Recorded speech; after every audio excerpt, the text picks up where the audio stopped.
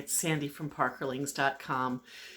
My wonderful husband is working on editing one of my videos and tells me that I failed to film an intro. So here you go. What you have following is a video that we filmed a couple weeks ago as we were finishing out the tomato harvest. I made harvest ketchup, and it's got a little bit of this and a little bit of that and is absolutely delicious. So I hope that you enjoy this video of us making harvest ketchup.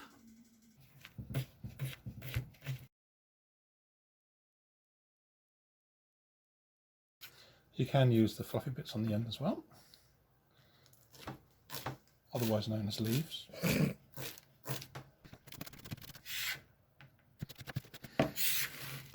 Okay, so start with the onions in, I guess. The one sheer way to make you cry.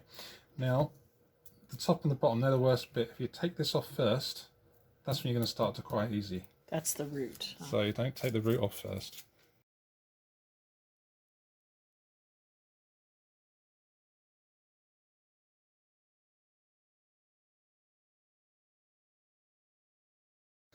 Okay.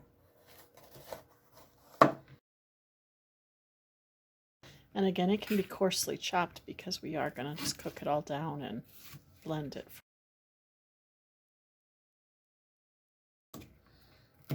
That's pretty coarse. Well done. And that's that. Cool. So then we'll just fill the pan with the rest of the tomatoes and get it onto the stove. We'll come back when that's ready. We've been cooking for well over an hour, and the mix is ready for us. It's all it's cooked down as far as I really need it to cook down. For now, you can see that the onions are translucent in the mix, which indicates that everything is cooked through. I'm going to be using the Vitamix blender to emulsify and blend down the mixture. It basically pulverizes everything and conglomerates it in such a way that it won't separate in the jars. I have put my water bath canning water on. I've got old jar lids in the bottom so that then when I put the jars in for the hot water bath canning, they're not touching the bottom. Phil is washing the jars at the moment. I'm going to be canning this in pints and half pints for gifting. Again, this is our harvest ketchup. I'm just going to put the camera down and we'll watch as I blend the stuff down.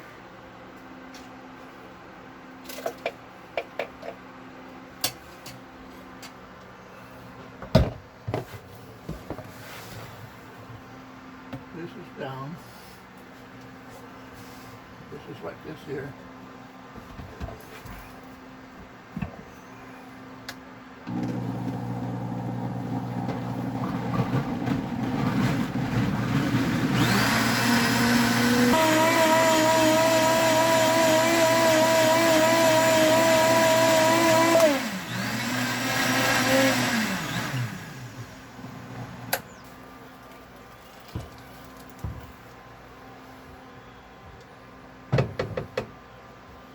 Now you do it again.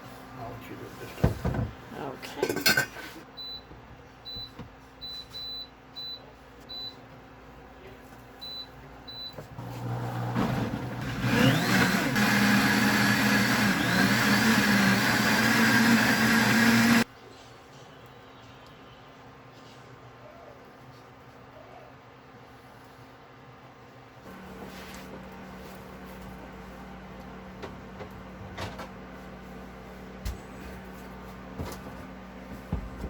Licking out the bowl is the best part. What I'm going to be doing is adjusting the flavor ever so slightly. I told you earlier that one of the things that I might have to add is some molasses, but you can see how nice and smooth the ketchup now is. I'm not particularly keen on the color. I think the molasses will also help to darken the color ever so slightly. Right now it's a bit of a yellow color.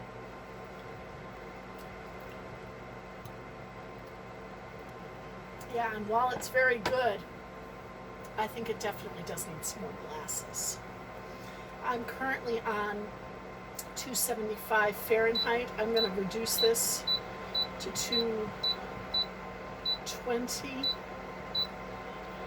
That way I'm just at, in fact, 215. I'm just at the boil. So in terms of how much I add, about 1/4 of a cup to 1/3 of a cup.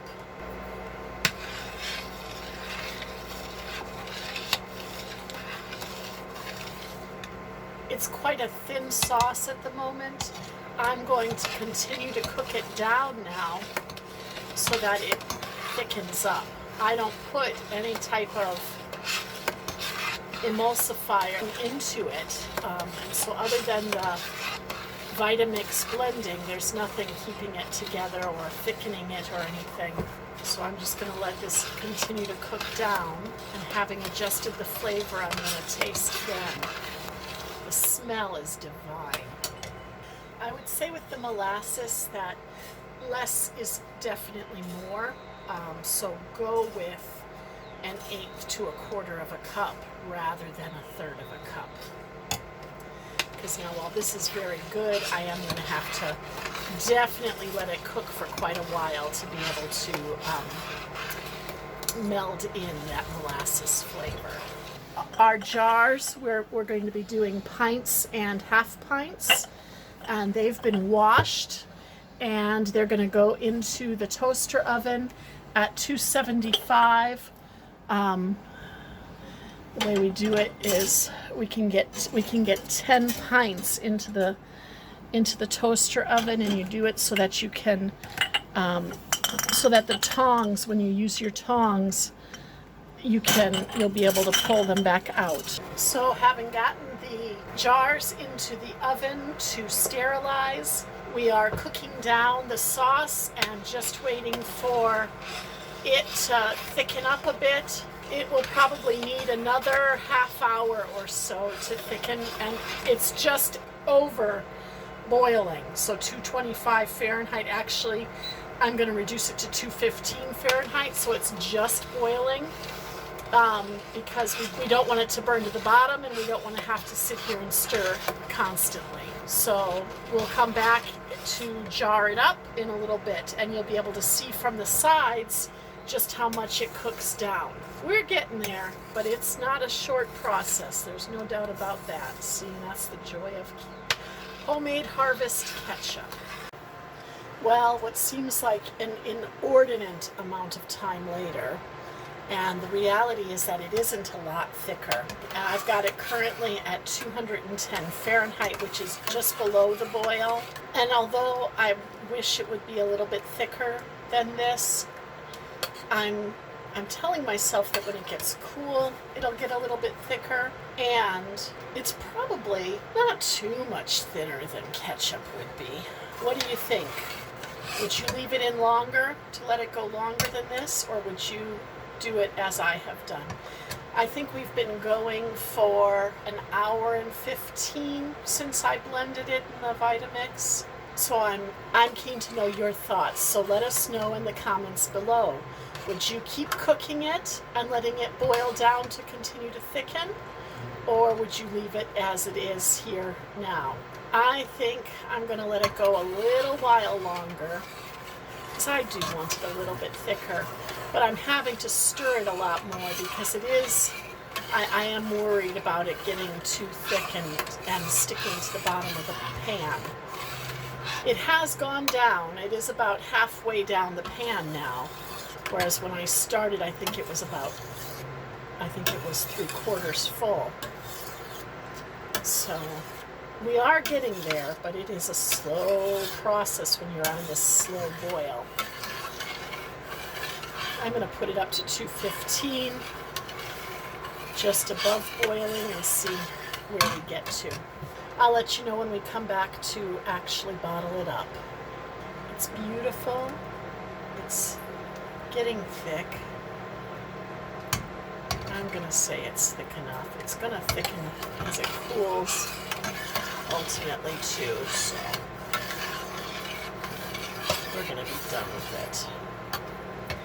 So to process, what we're going to do is get the jars that have been baking in the oven to sterilize them. The jars are extremely hot, 275 degrees Fahrenheit, because that's the lowest setting on my oven. And oh, one other thing that you'll need the damp rag to be able to wipe the lids. So in terms of jarring the ketchup, the Harvest ketchup, you see I've got jars. My trick is to have 2 jars, one that you're going to fill and the other one that is going to take the dirty funnel so that you can just keep working. So I will jar it. The half pint here takes just about a ladle full, just over a ladle. Thank you. And I'm going to wipe it down and then get a lid put onto it. Put the lid on and the ring. And I use this, one of my handy dandy canning tools here, just to finger tighten the lid. You see it's just finger tight.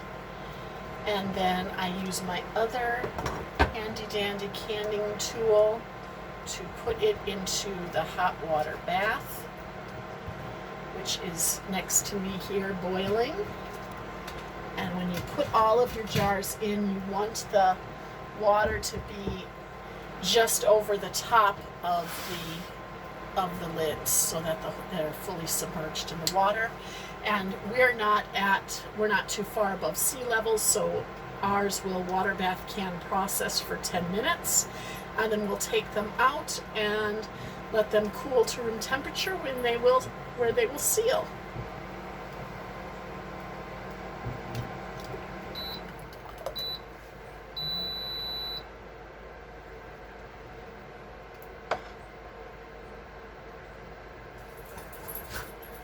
Pint is taking just over 2 ladles. Makes sense if a half pint was taking one, just over 1. And I am leaving a good headspace. Here you'll see it's just about 3/4 of an inch or so. Basically, I am leaving everything. I'm filling up to where the neck of the jar is. I don't have one of those handy dandy measuring tools. Haven't found that I needed it. And certainly when we were doing pickles, it just ended up, that kind of thing ended up being a faff. The other thing that I don't do that people have talked about is making sure there are no air bubbles, but since I'm hot water bath canning them, it's going to boil anyway and the air bubbles will come out, so I don't really worry too much about that either. That was my water bath canning water that just finished off its, this induction hob is set to turn off after every hour, so I have to, when it's been on for a bit, I have to reset it. I'm trying to do as many half pints as I can, so that if I want to, I can give them away as gifts this Christmas. The jars and lids are here in a bit of hot water. They don't need to be sterilized per se. They just needed to be washed according to the latest write-ups. And ladies and gentlemen, this is hot, but as Phil so famously says of me, I have asbestos fingers, so I can tolerate it for short spaces of time. Use the tools that you have at your disposal to avoid burning your fingers. And do not do as I do as I say when it comes to touching the hot jars, because they are hot. use your tools like this handy dandy holder. And remember, finger tight. Don't over tighten the jars.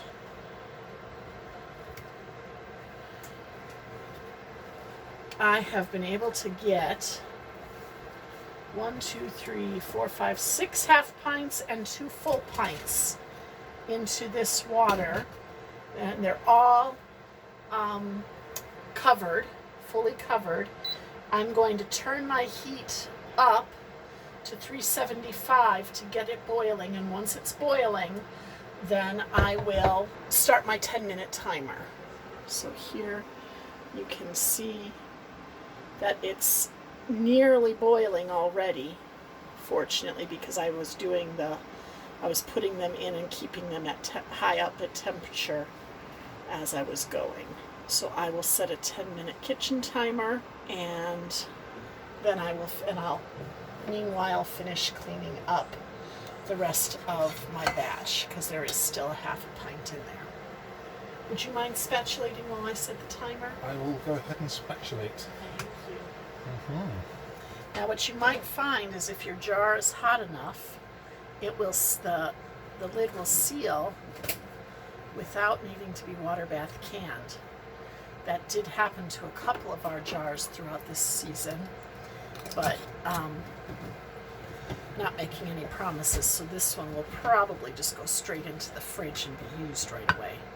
You see, what you're hoping for is the heat when it's cooling to create the vacuum seal. So we'll see if that's what happens with this one. I'm not really into sponsorship, and of course this company hasn't sponsored us, but we use a New Wave induction hob. You see here that it's a 2-burner induction hob, and my father swears by them. We love them. We love the New Wave induction burners. It's a portable burner because it just is tabletop. It's a tabletop burner, and but for that reason we just really like them. What's so nice is that you can control the temperature in increments, so I can reduce this temperature so that I'm not boiling over, which I was just doing. I can get it all the way down to 215, which is just boiling, and it'll stay there. And when I take the pot off the surface is not boiling hot, and so with my asbestos fingers I can already be cleaning off where we were just washing, so it stays really nice and clean too. And very simple instructions. It comes with a user manual. They have single hobs, and we've had one of these for years. We had a single hob, but then when my dad created his basement kitchen, which is where we're cooking right now, he ended up last year getting this dual cooktop, and it's just been great, and it does everything we need it to, which is wonderful. That is our 10-minute timer telling us that the water bath canning is done, which means that we will take the jars out of the canner and set them aside to cool.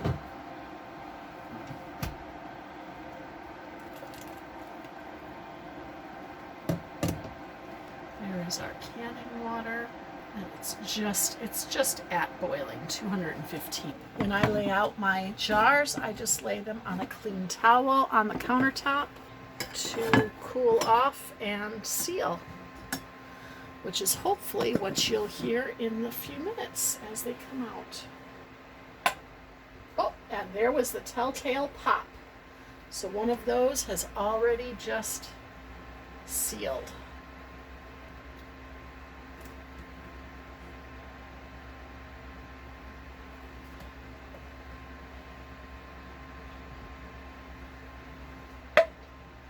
There's another one. Such a wonderful sound to hear. Oh, there's another one. Ha.